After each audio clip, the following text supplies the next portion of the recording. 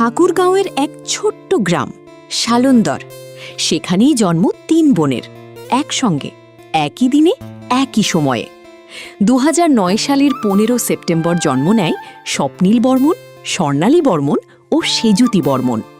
শুধু জন্মই নয়, একসঙ্গে বেড়ে ওঠা, একসঙ্গে পড়াশোনা, আর এবার জীবনের গুরুত্বপূর্ণ এক মাইল ফলক, এসএসসি পরীক্ষাতেও একসঙ্গে অংশগ্রহণ।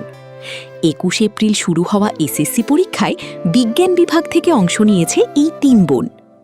ছোটবেলা থেকেই তারা একই বেঞ্চে বসে পড়েছে, একই স্বপ্ন নিয়ে এগিয়ে চলেছে।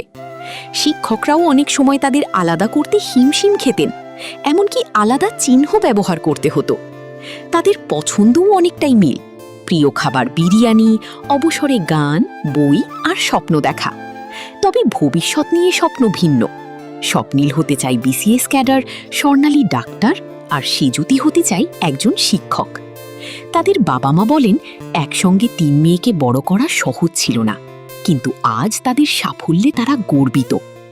একসঙ্গে জন্ম, একসঙ্গে পথ চলা, এই ৩ বোন যেন প্রমাণ করে স্বপ্ন যদি এক হয়, পথও এক হয়ে যায়।